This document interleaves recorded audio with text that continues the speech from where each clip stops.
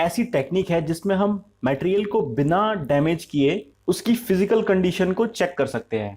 क्योंकि ये एक एडवांस टेक्निक है जिसमें हम मटेरियल को बिना डैमेज किए हुए मटेरियल की कंडीशन को पता लगा लेते हैं। इसमें हमारा मटेरियल सेफ रहता है और हमें उसकी एक्यूरेसी के बारे में पता चल जाता है। तो नॉन डिस्ट्रक्टिव टेस्टिंग के लिए जो सर्टिफाइड पर्संस होते हैं उनकी सर्टिफिकेशन कहां से मिलती है और क्या क्या क्वालिफिकेशन की रिक्वायरमेंट होती है, तो वो हम आज डिस्कस करेंगे। तो सबसे पहले मैं आपको बता देता हूं कि नॉन डिस्ट्रक्टिव टेस्टिंग के मेनली 3 लेवल्स होते हैं, लेवल 1, लेवल 2 और लेवल 3। ये सर्टिफिकेशन एनडीटी की एक सर्टिफिकेशन बॉडी देती है। ये बॉडी आईएसओ हो सकती है और एनडीटी सर्टिफिकेशन के लिए एक लिमिटेड आवर ऑफ ट्रेनिंग की जरूरत पड़ती है, प्लस इसकी एक क्वालिफिकेशन स्टैंडर्ड्स है और टेस्टिंग पैरामीटर्स हैं।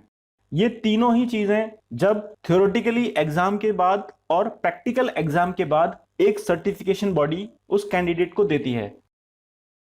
तो सबसे पहले हम डिस्कस करते हैं कि लेवल 1 नॉन डिस्ट्रक्टिव टेस्टिंग क्या है। लेवल 1 नॉन डिस्ट्रक्टिव टेस्टिंग एक बेसिक लेवल है जिसमें मिनिमम क्वालिफिकेशन 10th होनी चाहिए और किसी भी स्पेसिफिक कैलिब्रेशन और इंस्ट्रूमेंट के बारे में पता होना चाहिए, जैसे कि नॉन डिस्ट्रक्टिव टेस्टिंग में visual inspection, liquid dye penetrant inspection, magnetic particle inspection, ultrasonic testing, eddy current testing और एक्सरे जैसे मेथड्स का यूज करना बताया जाता है।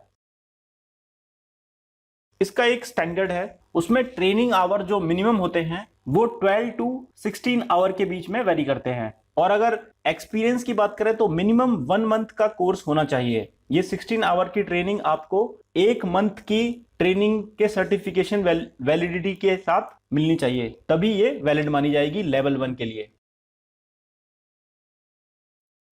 अगर हम बात करें लेवल 2 की, तो लेवल 2 में मिनिमम 24 आवर ट्रेनिंग आवर्स होने चाहिए, प्लस 3 मंथ की ट्रेनिंग होनी चाहिए। और इस एक्सपीरियंस के बेस पर मिनिमम जो एनडीटी है इसमें अलग अलग मेथड्स के हिसाब से आपके पास इतना एक्सपीरियंस होना चाहिए।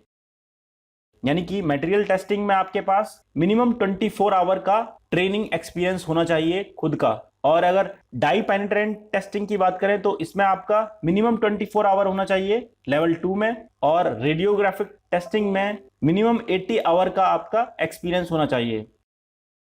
और अल्ट्रासोनिक टेस्टिंग में अगर हम बात करें लेवल 2 के लिए तो 80 आवर का मिनिमम एक्सपीरियंस होना चाहिए, वो भी 9 मंथ का मिनिमम कोर्स होना चाहिए आपका। यानी कि 9 मंथ की ड्यूरेशन के अंदर आपको 80 आवर अल्ट्रासोनिक टेस्टिंग पर काम किया होना चाहिए। और ईडी करंट टेस्टिंग के लिए जो इसकी रिक्वायरमेंट है वो है 40 घंटे की, यानी कि 40 घंटे तक आपका वर्किंग एक्सपीरियंस होना चाहिए और ये 9 मंथ की ड्यूरेशन के अंदर में होना चाहिए। और अगर वीटी इंस्पेक्शन की बात करें तो वीटी इंस्पेक्शन में मिनिमम 24 आवर होने चाहिए लेवल 2 के लिए, और इसका जो मिनिमम टाइम पीरियड है वो 3 मंथ का होना चाहिए। लेवल 1 की बात करें तो लेवल 1 में लगभग 10 to 16 आवर होने चाहिए ये सारे मेथड्स में। यानी कि जितने भी मेथड मैंने आपको बताए हैं, material testing, dye penetrant inspection testing, radiographic testing, ultrasonic testing, eddy current testing और वीटी टेस्टिंग, ये सभी testing number of training hours plus experience hour जिसमें आपको इंडिविजुअल परफॉर्म करना होते हैं ये सारे ऑपरेशंस।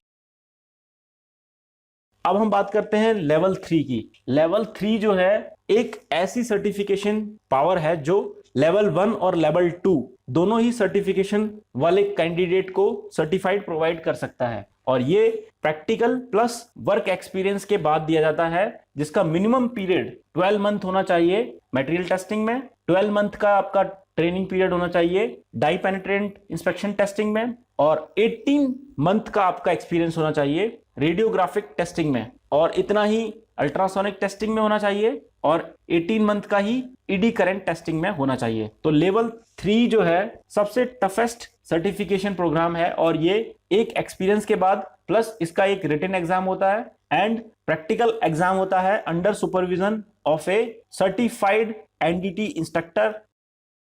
वहीं अगर आईएसओ 9712 2005 की रिक्वायरमेंट के हिसाब से अगर मैं बात करूं तो मिनिमम एक्सपीरियंस जो है 18 मंथ का होना चाहिए आपको हर एक स्पेशलाइजेशन में, तब आपको लेवल 3 सर्टिफिकेशन मिलेगा। अगर हम केवल इंडिविजुअल टेस्टिंग की बात करें तो हमें सभी में मिनिमम 18 मंथ का एक्सपीरियंस होना चाहिए, एक्सेप्ट मटेरियल टेस्टिंग और डाई पेनिट्रेंट इंस्पेक्शन टेस्टिंग में।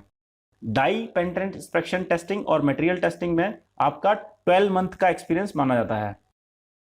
इसकी एक स्पेशल रिक्वायरमेंट ये होती है कि आपका पर मंथ जो एक्सपीरियंस है वो एक लिमिटेड क्वांटिटी में डिवाइड होना चाहिए, यानी कि 16 आवर, 24 आवर और 32 आवर इस तरह से डिवाइड होना चाहिए कि अगर आपकी एक मंथ की ट्रेनिंग है और लेवल 1 ट्रेनिंग आप कर रहे हैं तो 16 आवर आपका मिनिमम एक मंथ में ट्रेनिंग होनी चाहिए। वहीं अगर लेवल 2 है तो आपको 24 आवर की ट्रेनिंग होनी चाहिए, और अगर लेवल 3 है तो 32 आवर की आपकी ट्रेनिंग होनी चाहिए। तो ये थी बात नॉन डिस्ट्रक्टिव टेस्टिंग के लेवल्स के बारे में, और ये सर्टिफिकेशन प्रोग्राम आप कर सकते हैं ASNT यानी कि American society of non destructive testing जो बॉडी है वो इसका सर्टिफिकेट आपको प्रोवाइड करती है। और अगर आपको क्वालिफिकेशन और सर्टिफिकेशन कैंडिडेट की रिक्वायरमेंट के बारे में डिटेल में पता करना है तो आप ISO 9712 जो क्लॉज है उसमें जाकर आप देख सकते हैं, आपको सारी डिटेल आपको मिल जाएगी। और एंड में मैं आपको यही कहना चाहूंगा कि अगर आपको नॉन डिस्ट्रक्टिव टेस्टिंग के बारे में ज्यादा डिटेल में पढ़ना है तो आप हमारी दूसरी वीडियो में देख सकते हैं जिसमें आपको DPI, मैग्नेटिक पार्टिकल इंस्पेक्शन